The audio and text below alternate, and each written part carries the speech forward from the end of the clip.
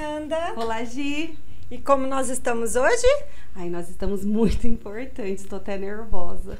Jura? Por quê? Nossa convidada é muito especial? Ai, ela é. Ela é especial, ela é chique. Ela é chique? Ela é. Nossa, nós estamos tão importantes assim? É, ela é eleita. Eleita? É. Então deixa eu pensar, nós temos uma deputada hoje? Nós temos uma deputada. Ai, que chique. Mulher? Mulher. Empoderada? Professora. Que maravilhoso. Eu acho que eu tô nervosa, mas vai ser sucesso. Vai sim. Vamos passar a palavra Vamos pra lá. ela? E qual episódio nós estamos? 5. Se Nossa, a gente não errou a conta. 5º episódio! Gente, o Propod está no 5º episódio. Não deixem de curtir, compartilhar, seguir, porque aqui é um lugar de fala de mulheres empoderadas. É um lugar de voz para você. Sejam todas e todos muito bem-vindos ao Propod. Vamos lá? Deputada Bebel Noronha, que satisfação recebê-la aqui no nosso podcast, um podcast de professoras. Nós estamos muito felizes. Seja muito bem-vinda e a palavra é sua. Então, bom dia, Gi, bom dia, Fernanda. Bom dia a todos que nos ouvem e veem através desse podcast, que é o Propod. Propod. Poderosos, hein? e estar aqui em Santa Bárbara do Oeste, para mim é uma honra, né? Pela votação que eu tive, foi muito significativa, né? E quero agradecer todos e todas que acreditaram em mim, votaram em mim, e dizer que meu mandato está à disposição, que nós queremos, né, caminhar juntas aí, juntos e juntas, para que a gente possa, de certa maneira, avançar. Avançar é aceitar os diferentes, né, Fernanda e Gi. E a gente tem que entender isso, né, isso que nos coloca mais humanizados, né, isso que nos coloca uma perspectiva em que a gente pode, de fato, dizer, olha, sou solidária, sou companheiro, sou companheira.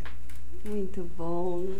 É isso, né, gente? Então vamos começar, Gisele. Vamos lá? E vamos explicar para a deputada, né, com todo respeito, Bebel, aqui, quando a gente pensou no podcast de Propod, feito por professoras, a gente não quer fugir muito da sala de aula, então tem algumas perguntas bem clichês. Pode ser? Pode. Porque aqui nessa mesa a gente fala que pode tudo. Pode. Professora pode tudo. A gente precisa ter essa consciência. A professora pode falar de tudo que tiver vontade. Então, esse é um espaço de mulheres, de professoras. É isso. Então, vamos para a pergunta clichê? Bora. Como era a Bebel na sala de aula? Como era a Isabel Noronha dentro da escola? Eu era Bebel mesmo, até para os meus alunos. Ah, é? E, assim, como eu era professora, era Dona Bebel, né? Então, para eles, eu acredito que eu fui muito, ao mesmo tempo que eu era austera, assim, em passar o conteúdo, em querer que eles aprendessem, eu me doava muito, Fernanda e Gisele. Eu dava, sabe aquela coisa assim de você dizer, não, eu ficava incomodada quando eu pegava um estudante que estava com dificuldade que eu sou professora de língua portuguesa e literatura, e tinha dificuldades, então eu até levava para minha casa para fazer as tarefas, para, enfim, sabe, ajudar ali naquela dificuldade que eles tinham. Então, eu, na verdade, como a educação para mim sempre foi uma causa, e ela é, né, pelo histórico que eu carrego da minha família. Veja bem, minha mãe é analfabeta, mas é de uma inteligência impressionante. E ela veio de Minas Gerais, enfim. É aquele tempo em que, né, mulher não estudava, então foi muito difícil, e também a dificuldade da vida dela. Meu pai também. Então, ela falava com muita dor pra gente. A gente passou muita dificuldade na infância. E ela dizia o seguinte, que a maior dor dela não saber ler. E que ela viu o conjunto de letras, não sabia agrupar, não sabia dizer o que era aquilo. Que para ela era uma cegueira. E que ela não queria que nós ficássemos sem escola, que a gente, para ela era difícil, que a gente tinha que trabalhar, mas que todo o trabalho que a gente arrumasse era se junto a gente pudesse trabalhar. E eu, por sorte, eu trabalhava de manhã, aliás, eu estudava de manhã e eu trabalhava à tarde. Comecei em casas de família, né? Depois fui para um restaurante, trabalhei também. Era interessante que eu era novinha, eu tinha uns 12 para 13 anos e as panelas eram maiores. Se pusesse em cima da pia, ficava muito maior que eu. Então eu punha a panela embaixo, aqueles panelões embaixo, punha esguicho e lavava a panela com esguicho. Aí a dona do restaurante falou, nossa, ela me chamava de Belica. Eles gostavam de mim. Nossa, Belica, cuidado que você cai dentro da panela, sabe, essas brincadeiras. Então, eu procurava levar um pouco dessa realidade para os meus alunos e dizer para eles o seguinte, olha, se vocês me perguntarem se eu acho justo o aluno estudar no noturno, se eu acho justo que vocês tenham que trabalhar e estudar, eu digo que não. Mas se vocês me perguntarem, é para fazer isso, eu vou dizer façam, porque é a única forma da gente poder mudar, para a gente poder transformar a sociedade. A sociedade está em eterna transformação, nunca vai estar parada, né? É só a gente pegar toda a tecnologia que vem, né, do Fordismo, Keynesismo, por aí vai. Nós estamos na era digital, né? Então essa estudantada tem que estudar, tem que ter esse espaço. Agora, se a escola alijá-los disso, eu acho que vai ser uma geração, eu não falo que de todo perdida, mas se transformou em uma mão de obra barata, né, para um mercado que é injusto com eles. Então eu era essa professora que tinha esse olhar para os meus alunos. Eu olhava para eles assim com dor e cobrava de mim. Será que eu estou dando direito? Será que eu estou fazendo certo para eles? Será que é isso mesmo? Então, era uma cobrança minha, né, daquilo que seria necessário para eles. Eu vim fazer psicopedagogia, aqui no Dom Bosco, era pós-graduação Lato Sensu, e depois eu fiz a própria Stricto Sensu na Unimep, que, aliás, nós estamos numa luta para que transforme a Unimep numa extensão do campus de São Carlos, aqui, e o central seja a formação de professores necessária. Falta mão de obras, né? E a gente sabe, falta número de professores na mão de obra, e a gente quer que tenha formação de qualidade. A Unimep ofereceu. Se o campus São Carlos abraçar, fica gratuito, né? Porque é público, federal, e a gente tem possibilidade também, uma luta que eu quero fazer, junto lá com o governo federal, no presidente Lula, é lutar pelos institutos federais de educação, né? Trazer um para cá, não sei se aqui tem, não sei que tem. Não, mais perto é Capivari. Pois é, o justo seria que fosse aqui. Sim. Né? Porque a Capivari é bem lá na estrada. Isso, eu tive mesmo. lá. Eu fiz né? Comecei uma pós-graduação no Instituto em Capivari, de excelência, professores. É uma coisa impressionante. Acho que é um projeto que tem que ser. Eu vou fazer um encontro dos IFES aqui em São Paulo, na Assembleia, pegar como demanda, levar para Brasília. E pedir um calendário. Falei, olha, essa é a.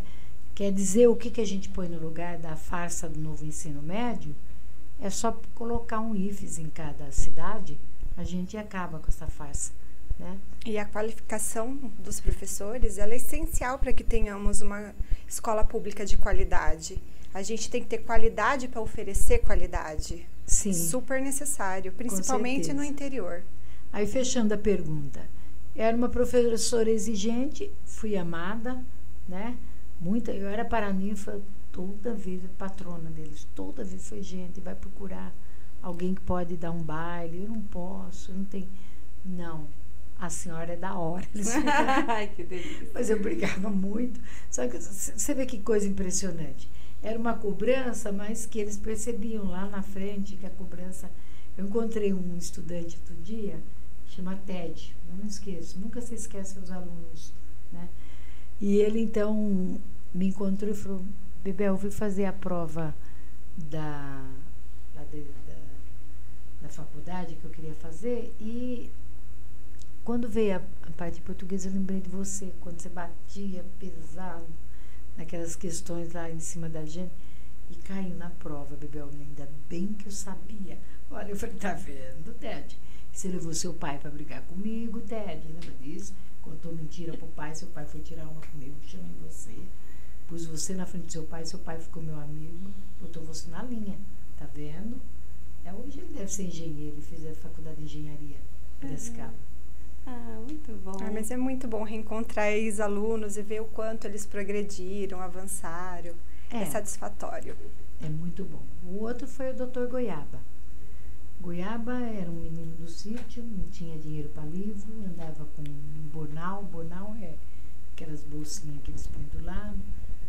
A gente fazia vaquinha para dar sapato, porque com frio eles não tinham sapato, ele não tinha sapato para ir. E ia para a escola. Ia muito bem, Gi. A gente sabia que ele ia virar, sabe, Fernanda, alguém na vida. Um dia eu estou na UFSCar, dando uma palestra sobre a Constituição. Capítulo da educação na Constituição por conta da minha tese de mestrado. E eles... Falei e tal, isso, aquilo. O reitor era o Milton Lima, uma graça de pessoa, que foi também prefeito de São Carlos. Estava eu, Milton Lima, e na mesa fizemos a fala, tal, eu estou saindo.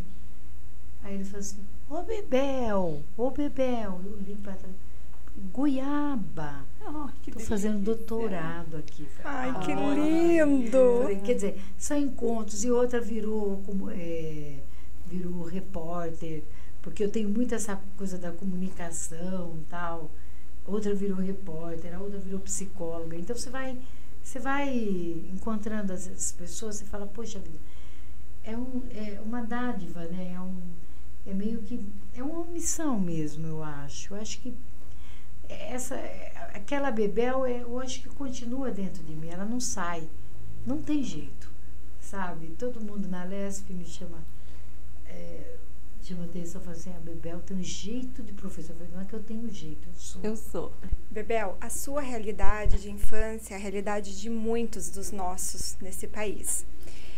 Eu sei que antes era mais complicado, a gente não tinha redes sociais, a gente não tinha uma estrutura mesmo. Você acha que na sua época de infância, se tivesse políticas públicas, teria sido diferente? Você acha que as políticas públicas, elas podem fazer a diferença na vida da criança? Totalmente. Se tivesse uma política pública de inclusão, talvez eu tivesse tido a oportunidade de brincar mais, né? Outras oportunidades. E a brincadeira, ela tem também, ela tem uma intencionalidade, né? Que é aprender. As crianças aprendem brincando. Cada brincadeira, claro que você não faz passo 1, passo 2 para brincadeira, mas o próprio brincar, ela é uma forma de expansão, né? A criança, ela se solta. Nós não tivemos essa oportunidade, nem os meus irmãos, aliás, nem minhas irmãs. A gente saiu muito cedo para trabalhar, mas também não posso, porque a gente vivia durante a época da ditadura. Dizia que naquela época o ministro da Fazenda era o Delfim Neto. Ele dizia, a política é distributiva, então o bolo tem que crescer e a gente repartir um pedaço para cada um. Mas o pobre não comeu um pedaço do bolo. Não comeu, né? Eu me lembro exatamente que a gente comia, a gente não tinha condições. Eu não posso dizer que eu passei fome, porque meu pai trabalhava na roça e ele plantava arroz, ele plantava feijão. Então, o básico nós tínhamos arroz e feijão. Mas aquela coisa que criança gosta de ter uma carne, era difícil, né? Como é para a maioria hoje que está à margem, né? Da oportunidade de ter comida no prato, né? E comida no prato é arroz, feijão, é ter uma verdura, é ter uma coisa mais orgânica, talvez. Hoje nós estamos comendo comida envenenada, né? Porque os fabricantes estão aí. Eu tive essa chance de comer algo orgânico, tanto que eu tenho um negócio com essa coisa do natural, porque eu fui formada assim.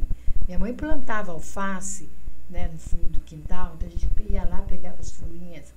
Então, eu posso dizer que eu não passei fome, mas eu acredito que talvez se eu tivesse tido oportunidade, né, de ter tido um investimento maior, né, de ter estudado, eu teria chegado muito antes, né, a muitas coisas. Talvez se tivesse tido políticas públicas, se a escola pública ela tivesse aberta naquela época, ela se abriu, mas quando o pobre foi para a escola, rebaixou, né, a qualidade do ensino. Eu ainda peguei um pouco de qualidade, mas depois, na medida que foi democratizando, foi fazendo, quer dizer, tendo número e não qualidade. Quantidade com qualidade teriam que andar juntas, né? E não andaram. Então, os estudantes pagaram preço.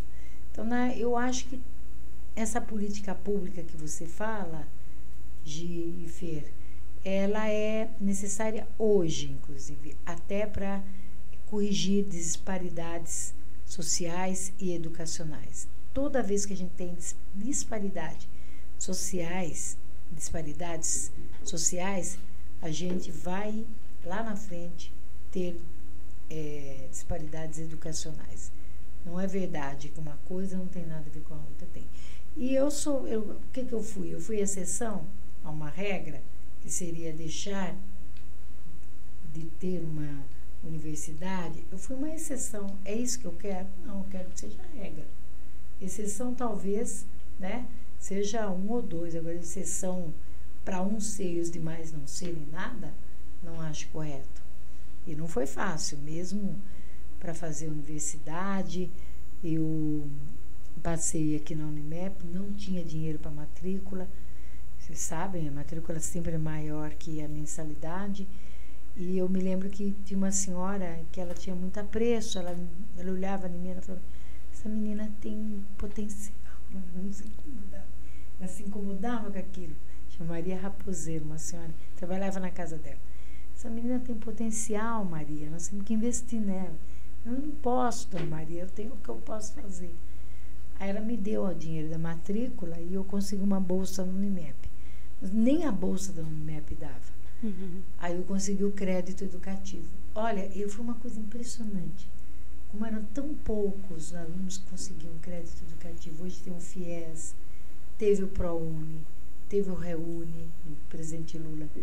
Para eu fazer crédito educativo, eu sei que foram, naquela turma de letras, que foi a que eu fiz, só 2 conseguiram, eu e o Gustavo. Ninguém mais conseguiu. Quer dizer, é uma exceção, não poderia ser. Quando o presidente Lula veio e instituiu o ProUni, ele abriu a universidade para todos. Todo mundo fala, não, ele privatizou. Mas ele dizia uma coisa, muita gente fala, o senhor dando esse Bolsa Família aí, o senhor não está ensinando a pescar.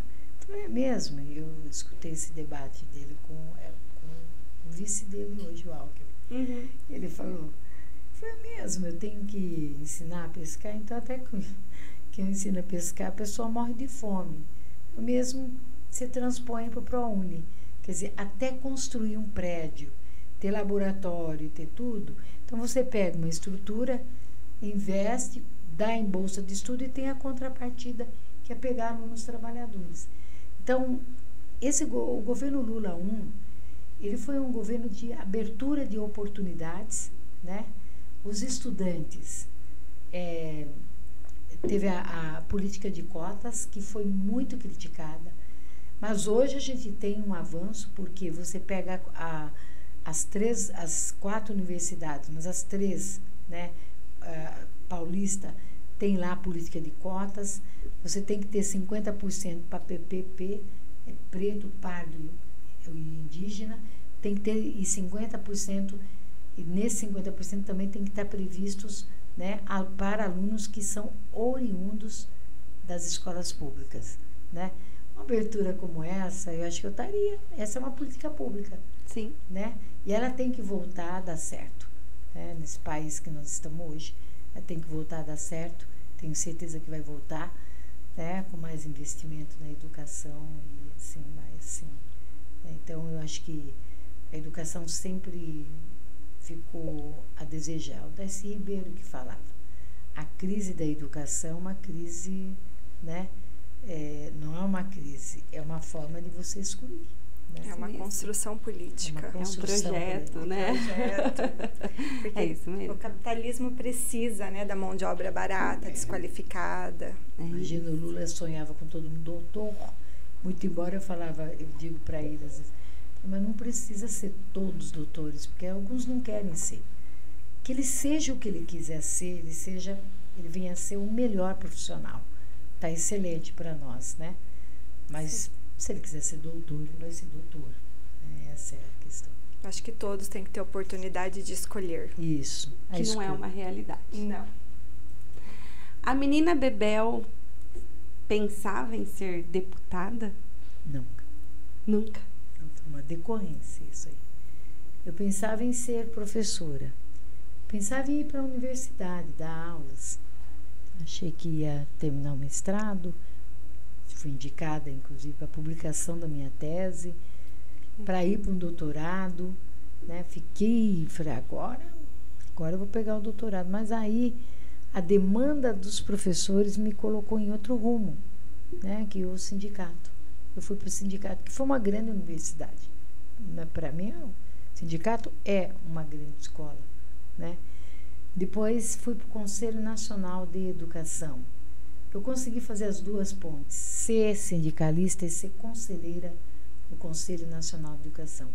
Sofri todo tipo de discriminação que você pode imaginar, desde porque quem sentava lá eram os doutores, PhDs, e eu era a professora Bebel, um mestrado e tinha até sindicalista. Isso é um... Isso é o preconceito. Preconceito, mas a sindicalista tirou muitos conselheiros de rolo que entrava lá, porque eles não sabiam como resolver. E a gente tem visão estratégica das coisas, né? É isso que é. O sindicalismo, ele tem... no nosso caso, tem uma especificidade. Qual? Nós lidamos com uma política que é educação. Educação não é uma coisa que você pega na mão, que é concreta. Então, quando nós lutamos por educação, a gente luta por conceitos. Nós lutamos para fazer com que esse conhecimento chegue até o estudante, porque nós formamos, na verdade, cidadãos, formamos pessoa. A gente não produz coisas, né? Fábrica produz, o metalúrgico faz o carro, mesmo que ele seja via internet, via computadorizado, que hoje está tudo muito avançada a tecnologia, mas é assim, nós não, nós continuamos ainda no trabalho corpo a corpo com nossos estudantes, né? Então, quando a lógica empresarial, ela tenta transpor, ou ela transpõe a lógica para dentro da escola, não dá certo. Cria uma irracionalidade. Como assim uma irracionalidade? Porque não dá para pôr meta de formação de estudante, porque a avaliação é outra, não é uma produção material. Eu posso olhar para esse copo numa fábrica de copos e dizer, eu vou produzir 10 copos iguais. Mas nós não produzimos, nós não formamos, aliás, 10 alunos iguais. Cada um tem a sua identidade, cada um tem a sua história, cada um tem a sua bagagem, né? Então, isto lá no Conselho Nacional de Educação era latente. Eles trabalhavam muito assim, avaliação por produtividade. Que produtividade, por favor, me diga qual. Vai abrir a cabeça do estudante e vai fazer o quê? Vai ver quantos neurônios um tem, o outro tem? Como assim? Né? Aquilo que ele escreve, mas aquilo que ele escreve e o outro que escreveu também. Como é que faz? Como é que vocês vão... Né? Então, criei um grande impasse. Eu acho que eu consegui pôr uma discussão sobre avaliação que ela veio com muita intensidade nessa década de... Ela vem da década de 90, com a escola de qualidade total, né? Depois vem o choque de gestão, e vem várias, né?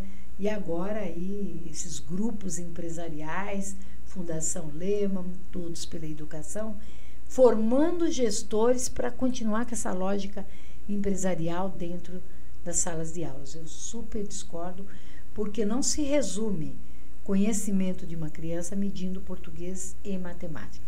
Sobretudo, mas também, né, uma formação global.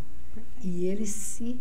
Pode ver, aquela senhora chamada Priscila Cruz, X% aprendeu matemática, X% aprendeu português. Então, tá... Então, uma coisa assim que eu falo, mas quem é essa senhora mesmo? Ela pisou no chão da escola pública? Ela sabe o que é o dia a dia das salas de aula? Ela não sabe. Eu não estou personalizando, mas o grupo dela não sabe disso, né? O mesmo eu digo para a Fundação Lehman. São todos formatados, Gi e Fer. Formatados. O que eu chamo de formatado? É aquele quadrilátero que eles tentam pôr, né? Tudo igualzinho, como se fosse pílulas, né? Prontinha, aulas prontas, engavetadas. Não é assim. A sala de aula tem ânimo, tem alma. É diferente. A sala de aula tem amor, tem carinho. Mas tem um aluno revoltado que você vai ter que saber lidar com ele. Tem vida, tem história. Tem vida, tem história. Então, cada tem dor, tem ausência do Estado, né, Bebel? Exato.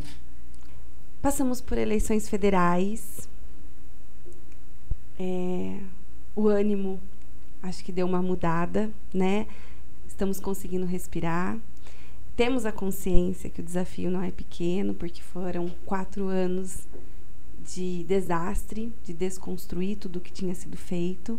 E a gente quer saber a sua opinião diante do novo cenário político. O que a gente tem como esperança? O que esperar?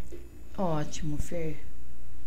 Gi, eu acho que o termo não é esperar de sentar e ficar esperando. Esperança nesse sentido. Esperança nossa é perspectiva, né? Penso assim.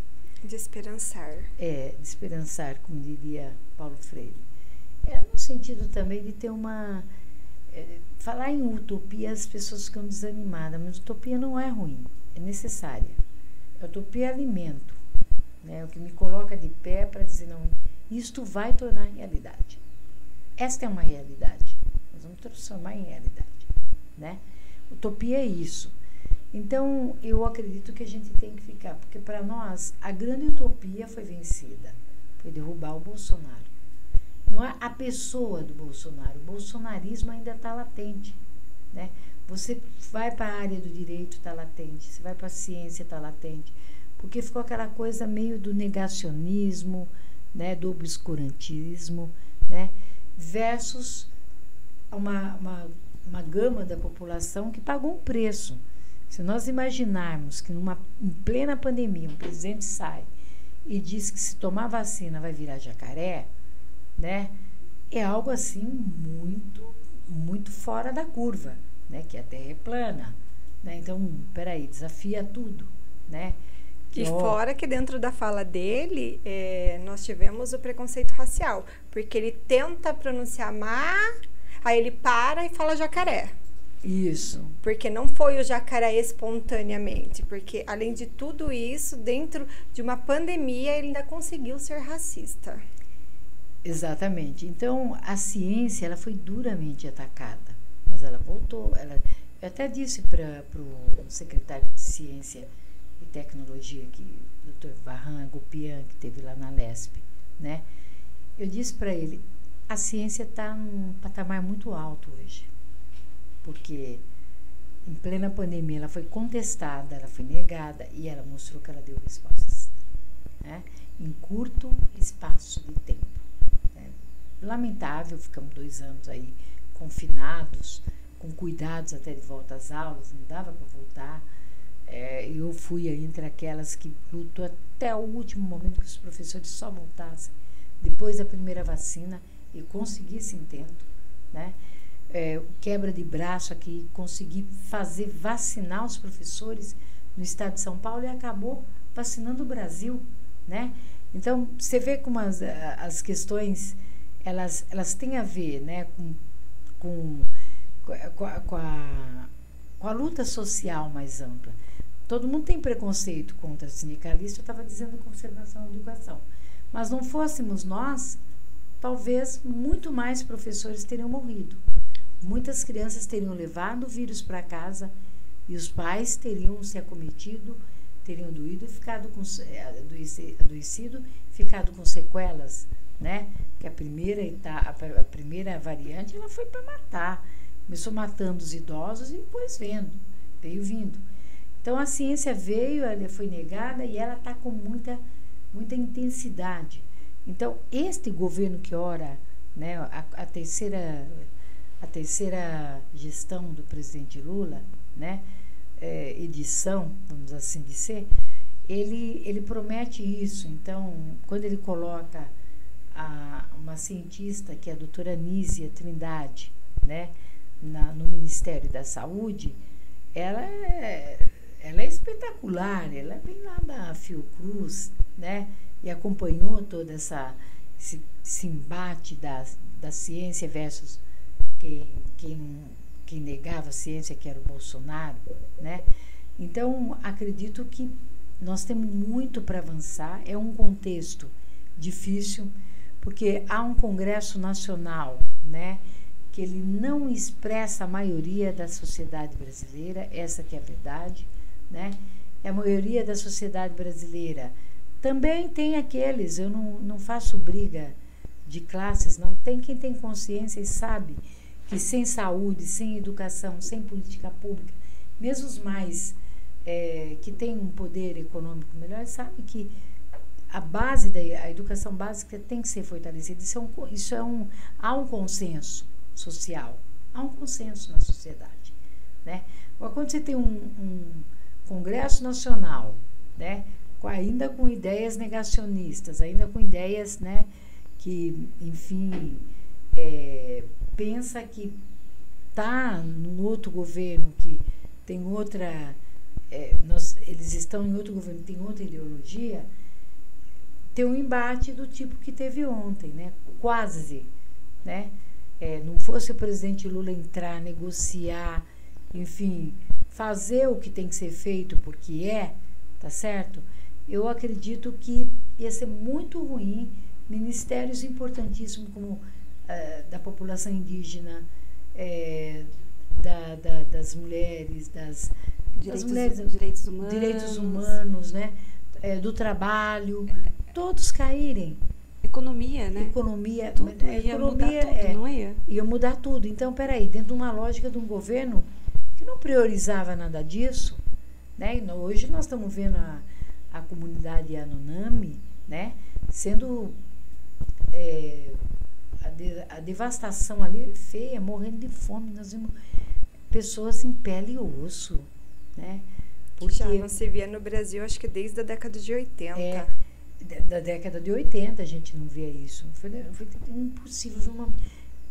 Eu tenho imagem daquela indiazinha magrinha, o bebê, quer dizer, não tinha nem leite, talvez não tem, porque o que se ela não teve uma nutrição, né, a contento, ela não vai ter leite, não tem, né? E aí teve que tá dando esse tratamento todo.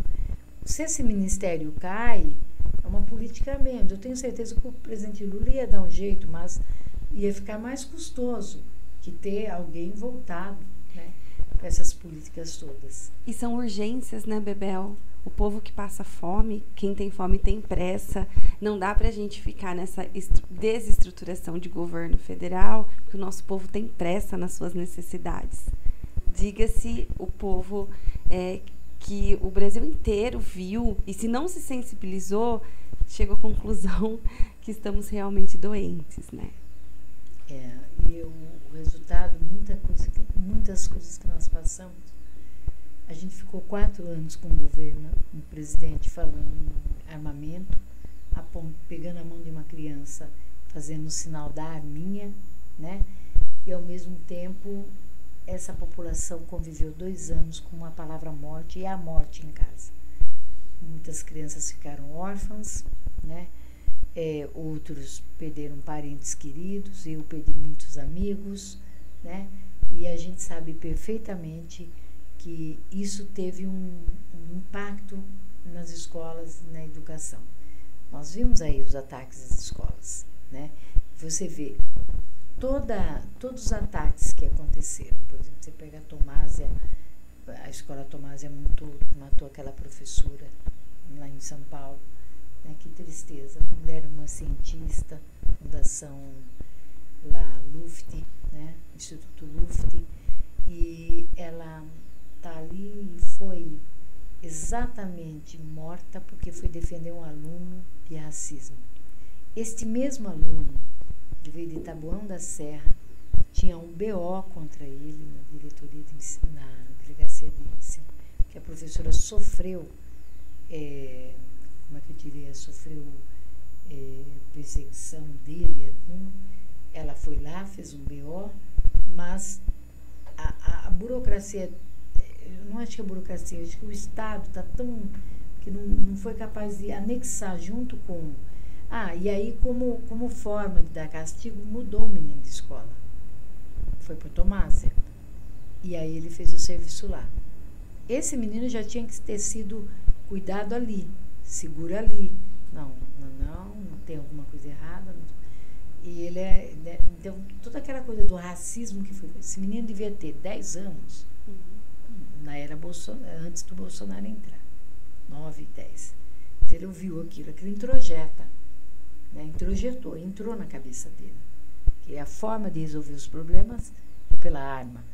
Depois, outros tantos ataques, até matar aquelas crianças, né? Aquilo foi pelo amor de Deus, um genocídio. Aquilo foi uma coisa para chorar. Você pensou, se mandar seu filho para a escola, não sabe que vai voltar. O sujeito pula o muro, vai lá e mata. É inconcebível, né? Eu não sei, eu acho que... Então, e o único presidente que se levantou diante de um fato desse foi o presidente Lula. E que deu solidariedade, porque eu venho fazendo, a POS tem pesquisa quase que anual sobre violência nas escolas. E nós tratamos disso com muita precisão, né? A gente demonstrava, eu cheguei a dizer um dia no canal de televisão da Globo, eu disse, olha, por enquanto, aparentemente, eu dizia, está, como é que eu falo, pontual, mas não será futuramente, porque isso vai virar grupos, né, e que farão ataques às escolas. E eu tenho certeza que o governo está se omitindo. Então, teve uma omissão do Estado, né? Uma omissão de quem governa também. Os professores começaram a apanhar nas escolas. Tem professor que ficou com depressão, não voltou mais para a sala de aula. Porque, veja bem, se apanhar de um aluno na sala de aula, quebra a autoridade total, tá? Não, isso é inconcebível. Nunca ouvi um secretário de educação e falou, olha, eu quero me solidarizar. Nós vamos tomar as devidas consequências. Nada acontece. Deixa os professores se virarem, deixe-os se virarem com os problemas, que é problema do professor, não é problema do Estado, não é problema do Estado, né? Então, esse contexto todo gerou este clima, né? E um clima que nós vamos ter que lutar muito para colocar mais solidariedade, plantar o amor, né? O amor constrói tudo, né? Plantar a esperança, a utopia, dizer que cada um deles e delas, os estudantes, são capazes de irem aonde eles quiserem ir, mas eles têm que ter oportunidade para isso, né? Eles não podem simplesmente jogar nas costas deles e um problema é seu. Se tiver sorte, né? Meritocracia. Se eles se esforçar muito, eles conseguem. Sim, né? Um dia você chega lá. É né? verdade. Eu via muito isso quando eu queria. Deixa, bebê. Um dia você chega lá, eu falei, tá certo. É uma questão de escolha, basta querer. Se esforçar. Basta querer. É individualismo, né? A gente não. Não. O governo tem que prover políticas que garantam que todos os nossos valiosos estudantes tenham as mesmas oportunidades, né, Bebel? desse lugar que a gente parte. Vai lá, Gi. Bebel, em uma das suas falas, você disse que os sindicatos foram criminalizados. A gente percebeu que no último governo, no ex-governo, nós fomos, falo nós porque estamos numa mesa com professoras sindicalistas, marginalizados, xingados em redes sociais. Vagabundo foi o nome mais simples que surgiu. Você acha que essa concepção continua ou ela tende a ser desconstruída? Tende a ser desconstruída e acho que também não adiantaram nos criminalizar. E digo por quê? Foi tirado imposto sindical, foi tirado tudo dos sindicatos, sobretudo os nossos da educação. Pelo contrário, se fortaleceram, né? Porque a tendência é a gente descriminalizar, porque a hora que a coisa aperta, nós somos chamados, né? Tanto pelos professores e às vezes o governo se faz de bobo, mas ele quer ouvir. O sindicato está falando que bate. Às vezes você vai para a escola e bate o que você está falando. E acaba que a gente tem que, na verdade, nunca desistir, mas persistir, resistir. Essa é a questão. Né? Muita gente falava assim para mim, nossa, Bebel, será que você vai conseguir vacina? Ai, meu Deus do céu, nós vamos ter que voltar sem vacina. Eu fui para o palácio, eu fui recebida bem, com uma barreira de policiais, entendeu? E aí eu acho que eu fui notícia aquele dia inteirinho. A gente viu, eu ia falar isso. A gente acompanha. Aí eu me lembro que o presidente Lula, ele não estava ainda nem pré-candidato, ele me ligou. Ô, Bel, pelo amor de Deus, se cuida, Bel. A sua máscara caía toda hora.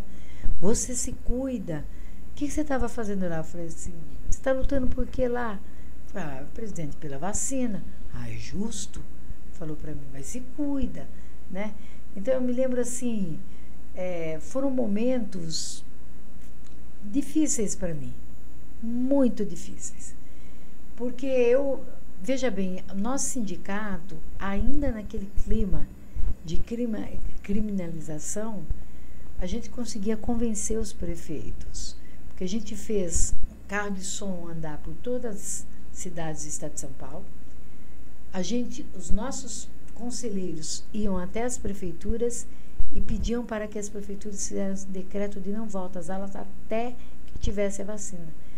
E num universo de 645 municípios, a gente conseguiu com que tivesse decretos em 350 municípios. Isso foi uma vitória fantástica, uma vitória, assim, da vida, porque a gente dizia, o direito, a luta incondicional é pela vida primeiro, né? Não adianta, porque aprendizagem a gente recupera, vidas não. Esse era o slogan nosso, né? E isso foi apreendido por pais que ouviam a gente, eles tinham medo. Falaram, não, eu não vou mandar meu filho, eu também não vou mandar, ele tacava matéria paga. Olha, eu fazia das tripas coração, eu e os sindicatos, os diretores. E a gente conseguia, de certa maneira, conseguimos segurar, né, aí, a volta às aulas. Só voltamos mesmo aí quando teve a primeira dose da vacina. Eu vou com cuidados, com os EPIs, né, que tinha que ter, que são os aparelhos, os materiais de proteção individual, né, álcool, gel, mas de péssima qualidade. Tinha professor que falou, Bebel, a máscara arrebenta. Falei, mas até nisso os caras, né? Mas eu já falava, num momento tão sério, né, Bebel? No momento que a proteção da vida era para ser prioridade, nem nesse momento de qualidade. E você lembra que as primeiras máscaras a gente pagava um dinheirão, né, Sim. Né? Sim, e não tinha qualidade. Nesse momento você percebe o quão a vida não vale absolutamente nada. Nada. E agora nós estamos aí nesse momento. É claro que o coronavírus continua ainda sendo o vírus que mais mata, né? Mas a gente está, como é que eu diria, está sob controle, né? Acho que a população ela tem que tomar consciência, tem que tomar bivalente. Só quer falar. E tomar vacina, porque ninguém vai virar jacaré, não. Não, vacina virar, salva vidas. Salva vidas, né? Bom, Bebel, a gente queria aproveitar a sua presença. Tem alguns pontos, eu não sei se nós vamos dar conta de todos não, Gisele. Acho que não, o tempo vai ser curto. Acho que a gente vai precisar de outro. Mas eu penso que a gente queria falar um pouquinho sobre o arcabouço fiscal e a questão do Fundeb, para quem nos ouve e nos assiste, entender um pouquinho a situação que tá, qual o seu posicionamento e pelo que a gente tem que lutar, né? E se tem como, a gente, pelo pouco que a gente viu, a educação será prejudicada com todo esse contexto, se os sindicatos teriam como se unir e lutar contra isso, porque a educação precisa ser prioridade dentro de qualquer governo. Sim. Bom, arcabouço fiscal. Complexo, né? Muito. Mas com tudo que dizem, é a negação do teto de gastos, né? Então, se você imaginar que o teto de gastos trouxe para nós muita perda, sobretudo na saúde e na educação, isso é verdade. Mas também devo ser verdadeira que dentro do arcabouço está o Fundeb, e que deve estar sendo era para ter sido votado ontem, mas face ao contexto segundo o qual a Câmara de Deputados estava ontem, né, eu acredito que não avançou ainda nessa pauta. Nossa esperança é que seja retirada, mas de qualquer forma, eu tive uma conversa com o Dr. Guilherme, né, que foi o Dr. Guilherme Melo. Ele é o segundo homem forte, o primeiro homem forte do Fernando Haddad, do professor Fernando Haddad, é esse Dr. Guilherme, que foi quem escreveu o arcabouço. Na peça original dele, estava fora o Fundeb, tá? Ela entrou na mão do relator, porque é um pouco do que ele disse, Bel, nós estamos lidando com correlação de forças. Então, não tem como. Você viu ontem como é que foi? Sim, né? e acho bastante importante esses esclarecimentos, porque para quem não acompanha a política e não tem acesso a todas essas informações, fica como se fosse uma proposta do governo. E até porque não é uma linguagem acessível a todo mundo. Nosso povo não tem nem tempo, acho, né, de ter acesso a tudo isso. Então, e aí o Fundeb, ele entra nesse arcabouço, mas ele disse, mas de antemão, o que nós fizemos? Nós colocamos um teto, né? Um teto que ele põe muito assim. Então, no entender dele, né? Na explicação dele, ele diz o seguinte, vocês nunca vão ficar descobertos, porque o Fundeb tem lei própria, né? É uma emenda à Constituição. E o arcabouço é um PL, ele não é uma emenda à Constituição, né? Então, quer dizer, nós temos como questionar juridicamente, se for o caso, né? Mas ele diz o seguinte, não chega porque tem fatores aí indicativos. Quais? Primeiro, nós vamos ter uma baixa de juro, não do Selic, né? Que aí é um jogo de braço do Banco Central, que isso tem que ser discutido, né? Mas os juros eu acho geral, que já não tem mais que ser discutido não, Bebel. Eu acho assim, ó, fica até de sugestão, chama todo mundo pra rua e vamos derrubar o presidente do Banco Central, entendeu? É o povo que tem que tirar ele de lá. Eu acho que isso tá na mão do povo e das centrais sindicais, os sindicatos, acho que tem que ter uma união aí, todo mundo pra rua. Eu quero mais e tirar discutir o cara com esse de lá. homem, não. Falando numa linguagem bem simples, tem que tirar ele de lá, entendeu? Porque é muita, né, mal, Não foi eleito, não Bebel. foi eleito e está atrasando, né, o Brasil. Exatamente. Porque a taxa de juros no Brasil é a maior do mundo. Isso. Tá? E toda vez que você sobe a taxa de juros, você não desenvolve. Então, em vez de desenvolver, vai todo mundo pôr dinheiro no banco. Né? Não, e quem Então, acaba riquíssimo. endividado é o pobre, porque o rico não vai entrar em dívidas no banco. É o pobre, é a classe trabalhadora que vai ficar endividada. Que vai ficar endividada. Então, só terminando o arcabouço para pegar o cara do Banco Central. Eu interrompi, desculpa. Eu quero dizer o seguinte, então ele diz, vai cair os juros em geral, né? Não esse da taxa Selic, mas os juros em geral. E que também a valorização do salário mínimo, você dá rotatividade à economia. Então, ICMS, todas essas... E agora o carro popular, o presidente Lula... mas ele está dando isenção. Ok, com contrapartida. E quando você coloca o carro popular, você tem IPVA. IPVA vai para a cesta de do Fundeb, portanto, você terá recursos para o Fundeb, né? E, ao mesmo tempo que tem isso, ele fala que a economia ela tem já uma previsão, pelo menos uma previsibilidade, de crescimento de 2,5%. Né? 2,5% para nós é bom porque... para uma economia que não vinha crescendo. Que não vinha crescendo. Pelo contrário, né? Então, agora nós vamos ver se a previsibilidade vem na prática, porque é mais grana, né, para nós. Perfeito. Mas a gente tem preocupação, a gente quer que tire, se o Senado assim o fizesse. Aí eu falei, mas para que por dentro, se não faz diferença tá ou dentro ou fora, né?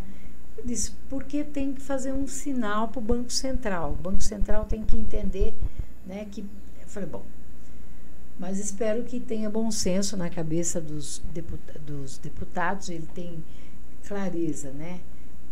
O doutor Guilherme de Mello, que não será atingido e que é uma política do presidente Lula. O presidente Lula se comprometeu, né? Que isso não... Eu falei, mas não pode ser política de governo. O Fundeb está como política de Estado. Uma conquista em plena pandemia, que nós conseguimos numa campanha, tanto esforço, eu fui a Brasília com aquela pandemia, com risco de pegar Covid, né? Mas fui, porque achava que tinha que também agir lá, né? Junto com tantas outras entidades, que havia um consenso, tem que ter o financiamento da educação. Então, temos aí o Fundeb permanente, uma vitória nossa, mas temos perspectivas também. Agora, nós vamos ter que fazer gestão, e estamos fazendo, junto ao Senado Federal, para que tenha a bancada da educação lá, até a pessoa que é ativista nossa, do mesmo meio meu, sindical, viu? Tá vendo? Vai para cima. Ela foi presidenta do Sintep, que é o Sindicato dos Trabalhadores de Educação de Pernambuco. Depois ela foi da CNTL, também fui. Nós duas, fizemos a mesma trajetória. Ela foi lá para o Congresso. Depois ela foi, acho, umas 4 vezes deputada estadual, subiu para o Senado, né? E hoje ela é senadora da República Federativa do Brasil, professora Maria Tereza Leitão, né?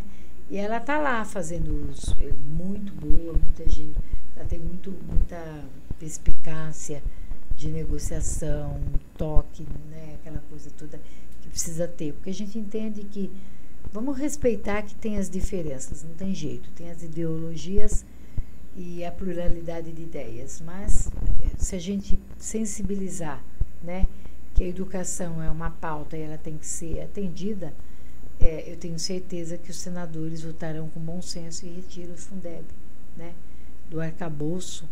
E o arcabouço toca a sua vida e nós tocamos a nossa também. Mas se eu tive tranquilidade também de que há um comprometimento do presidente Lula, eu creio nele, eu acredito nele. Eu não se preocupe que na hora de dar alfinetada a gente dá. Agora, voltando para o Banco Central, quer dizer, a soberania é falsa soberania, né? Soberania do Banco Central é para quê? Para perseguir um governo democraticamente eleito? Para prejudicar uma população, Bebel. O que essa pessoa, né, o que esse cidadão está fazendo é prejudicar um país inteiro. Ele tem quem lucro tem com dinheiro isso. E quem não tem. Porque, assim, na realidade, o microempresário também deve se preocupar já. Sim, sim. Porque vai faltar dinheiro. Vai faltar dinheiro. Então, ou abaixa esses juros, ou abaixa. E o Lula foi muito criticado porque bateu pesado no Banco Central. Ele fez o certo, porque ele colocou em debate a taxa de juros nesse país e abriu a cabeça do povo. O povo está entendendo que a taxa de juros Selic está cara, né? O pequeno empreendedor sabe disso, o microempresário sabe disso. Só sabe para que interessa? Para quem não tem nem o grande empresário, porque ele vai parar de como é que eu falo, de investir e vai guardar o dinheiro no banco e ficar vivendo de renda, de juros, como foi no passado, né? Então, quer dizer que veio o Plano Real e acabou com isso. Então, acredito que isso a gente tem que resgatar com muita intensidade, abaixar essa taxa de juros e botar o Brasil para crescer. Se botar o Brasil para crescer, nós vamos ter emprego, salário e renda. Emprego, salário e renda é a maior riqueza que esse país precisa, tá? Para poder, enfim, avançar nas políticas públicas, para que a gente possa, né, de certa maneira, ter condições de ver o povo com comida no prato, enfim, ver os estudantes estudando nas melhores escolas, indo para as universidades, porque é com base no desenvolvimento econômico e não rentismo. E todo mundo ganha, né, Bebel? Porque vai vender mais, os grandes empresários vão vender mais, vão lucrar mais, a classe trabalhadora estará com o seu emprego, com a sua casa, com a sua comida. Então, a economia gira, todo mundo ganha. É isso que a gente precisa entender. Uma economia que funciona, todo mundo ganha. Isso que é a renda básica de cidadania, que o nosso guerreiro Suplicy tanto luta. Que ele está lá comigo na bancada, é uma delícia. Ele é um querido. Ah, ele é um lindo, gente. Eu vou até pedir para vocês o seguinte, faz o seguinte, convida-o. A gente é apaixonada por ele. Para falar da renda básica de cidadania, faz uma audiência pública, talvez na Câmara, para falar disso. Porque ele fala com tanta propriedade, né? E depois, além do que, ainda canta lá. Coisa, é verdade. Né? A gente já viu ele cantando. Ah, então, é uma graça. Ontem eu fiquei muito feliz, terça-feira, fiquei muito feliz. Eu estava saindo da bancada, alguém falou assim, Bebel, você é a menina do Suplicy. Eu falei, não, eu sou a mulher dele. Não é nesse sentido. O Suplicy gosta muito de você. Ele fala que você é uma liderança nacional. Ah, mas eu estou no estado. Não, ele falou que você é liderança nacional. Eu falei, puta, mas isso para mim é um mérito, né? Que honra. Suplicy, ter o Suplicy do lado, gente, é uma aula de humanidade que tem. E ele é querido por todo mundo, sendo de direita, de esquerda, ele é uma pessoa muito querida, acho que por todos os brasileiros. Vamos convidar ele, hein? Vamos, Bebel, é o próximo. por favor, depois você passa ajudo, o contato, você só me dá. Vamos combinar isso. Você só me dá, eu dou um toque, não, depois eu pego os telefones seus e já coloco você. A Larissa, que é a chefe de gabinete dele, coloca em contato com vocês para acertar a vinda dele aqui. Aí a gente tá podendo, Fer. Estou muito feliz. Meninas, estamos já no nosso tempo, no nosso limite. Já deu. Que papo gostoso. Aqui o povo senta, a coisa vai, não adianta. Vai, flui, não tem jeito. Aí a Bebel fala muito. A professora fala muito. É isso. Bom, Bebel, então a gente começa com uma frase bem clichê e a gente também termina com uma frase clichê. E aí, para aquela câmera ali, eu quero que você fale assim, que você pense numa frase que você deixaria na lousa da vida. Uma mensagem, uma frase na lousa da vida. Uma só? Não, fique à vontade. Esperança, humanidade e solidariedade. Temos mais um podcast? Temos mais um programa. Bebel, muito obrigada pela participação. Mais uma vez, é um prazer enorme. Você enobrece, enriquece os nossos projetos. Você nos é muito cara, temos você em alta conta e somos muito, muito grata por tudo que você fez aqui pelo nosso sindicato e por todas as lutas que você trava junto com a gente. Eu que agradeço, Fer. Já tô da casa, hein, Gi? Você já é de casa. Gisele, Gi, Fernanda, Fer, todos que nos ouviram através desse podcast. Dizer que para mim é uma satisfação muito grande. Tudo meu que eu falo vem da alma, vem de dentro. Eu sou até muito criticada, que dizem que eu sou muito emocional. Eu falei, eu tenho racionalidade, mas eu sou emocional porque eu carrego tudo com muito amor. A minha luta, ela é assim. Não me interessa se eu tenho que levantar 2 horas, 3 horas da manhã, ir para a luta, ir para bairro. Eu tenho hoje uma articulação muito intensa com a moradia, com o MST, que, aliás, merece nossa solidariedade, porque essa CPI é uma forma de criminalização de um movimento que dá resposta, porque esse movimento põe comida na mesa, esse movimento produz 40 mil toneladas de arroz, de feijão, né? Laticínios, enfim, tem cooperativas. Orgânicos. E é orgânico, de qualidade, sem agrotóxico.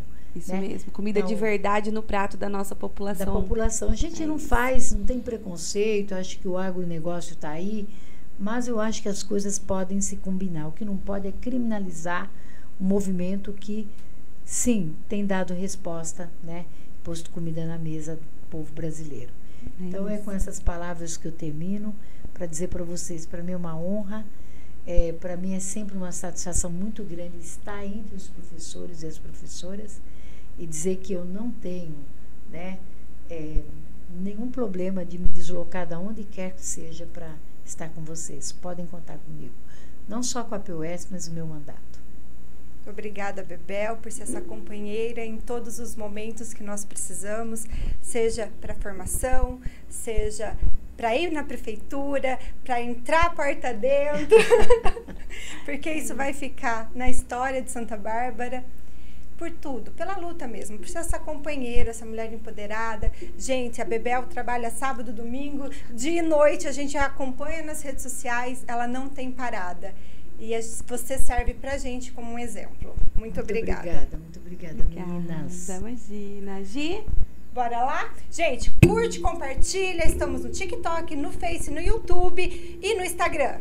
Essa parte é com ela.